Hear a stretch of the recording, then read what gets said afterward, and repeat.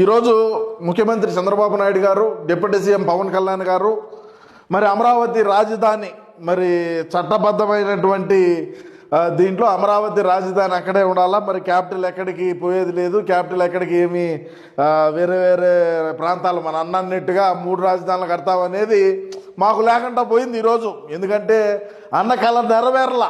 గతంలో అన్న ముఖ్యమంత్రిగా ఉన్నప్పుడు ఖచ్చితంగా 3 రాజధానులు కట్టాలా, మరి అమరావతిలో ఒక ఇటుక పెట్టినప్పటికీ, అమరావతిలో ఏమి పెరిగి అట్లా కట్టినప్పటికీ 3 రాజధానులు మనం ఖచ్చితంగా నెరవేర్చాలా, 3 రాజధానులు కట్టాలనే ఒక సంకల్పంతో ఆ రోజున వివేకం సార్తో మాట్లాడిన తర్వాత 3 రాజధానుల నిర్ణయాన్ని తీసుకున్నాడు.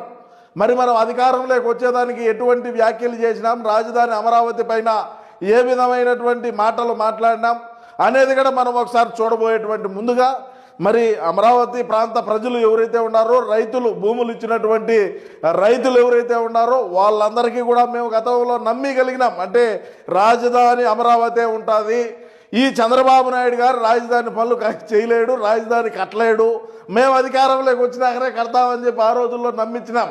మరి వాటన్నింటినీ కూడా ఈరోజు మనం ఒకసారి చూద్దాం. చూడబోయే ముందుగా మనకు ఉండేటువంటి 11 మంది శాసనసభ్యులైనా ఈరోజు అసెంబ్లీకి పోయి రాష్ట్ర ప్రజానీకం తరఫున, మన వైసీపీ పార్టీ తరఫున, మరి ఉండేటువంటి మన కార్యకర్తల తరఫున, 11 నియోజకవర్గాల ప్రజల తరఫున మాకు అమరావతి రాజధానిగా ఉండడం ఇష్టమేను అని ఎందుకు చెప్పలేదు అని అడుగుతున్నారు. కాబట్టి గతంలో మేము అదే అసెంబ్లీలో నిలబడుకొని మాకు రాజధాని అమరావతిని మాకు ఏమి ఇబ్బంది లేదు, మేము పూర్తిగా మద్దతు ఇచ్చినామన్నారు. మరి ఈరోజు ఏ మొహం పెట్టుకొని పోయి ఈరోజు మళ్ళా ఆడ అసెంబ్లీలో అదే చంద్రబాబు నాయుడు ఉంటాడు, అదే అచ్చెన్నాయుడు గారు ఉంటారు, అదే పవన్ కళ్యాణ్ గారు ఉంటారు, నారా లోకేష్ ఉంటాడు. మరి గతంలో మాట్లాడినాం, గతంలో చెప్పిన మాట మీద సరే అన్నీ ఎందుకు లేపా, మా అన్న ఏం మాట్లాడినాడో ఇందాం ఒకసారి. దయచేసి వీడియోని కూడా పూర్తిగా చూసి మీ అభిప్రాయం తెలియజేయండి. నేనైతే చెప్తా ఉన్నా, ఇదే క్యాపిటల్ సిటీలో స్థలం కొనుక్కొని ఎందుకు కట్టినాడు, ఎందుకుంటున్నాడు, ముఖ్యమంత్రి కావాలి. మనకు ఆ కుర్చీ ముఖ్యంరా స్వామి. మనం ఏమైనా మాట్లాడదాం, ఏమైనా చేద్దాం, మనం ఆ ముఖ్యమంత్రి కుర్చీలో కూర్చోవాలంతే.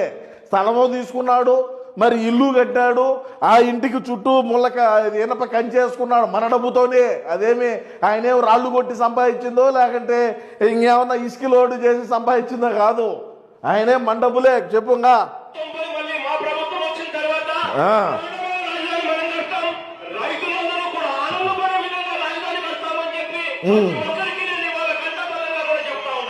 ఎక్కడైనా సరే ఇటుక పెట్టిన పాపాన పైన మనం ప్రజావేదికను కూల్చివే